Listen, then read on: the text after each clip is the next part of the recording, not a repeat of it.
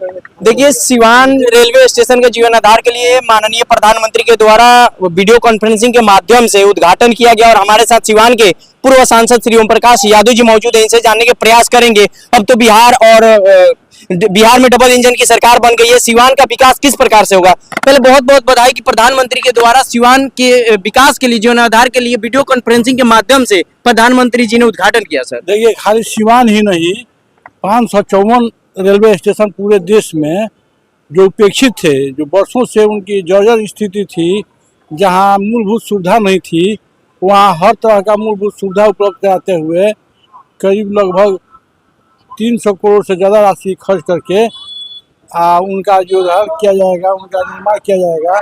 और सिवान के लोगों सौभाग्यशाली हैं कि सिवान में भी और मैरवा के भी स्टेशन का शिलान्यास आज प्रधानमंत्री ने किया है। अभी भी सर सिसवन ढाला का उद्घाटन का इसमें कोई जिक्र नहीं हुआ। इससे पूर्व विधान पार्षद अध्यक्ष औध बिहारी चौधरी जी भी इस पे थोड़ा सा कटाक्ष अपने नजरअंदाज में करते हुए बोले थे। जब हम सांसद थे उसी समय रेल मंत्रालय ने स्वीकृति दे दिया था, लेकिन कुछ राशि बिहार सरकार को देनी होती है, तो उसने अपनी राशि नहीं दी और एनओसी नहीं दिया, जिससे कि मामला लंबित था। आज उन्होंने कहा कि हमने पैसा भिजवा दिया है, बिहार सरकार दे दी है पैसा। अगर पैसा दे दी, बहुत जल्द इसका काम भी शुरू हो जाएगा। सर, ये बहुत ही सिवान के लिए जर्जर स्थिति है, क्योंकि लोग आने जाने में बहुत कठिनाई होती है। लगता है इस कार्यकाल में भी इसका उद्घाटन नहीं हो पाएगा।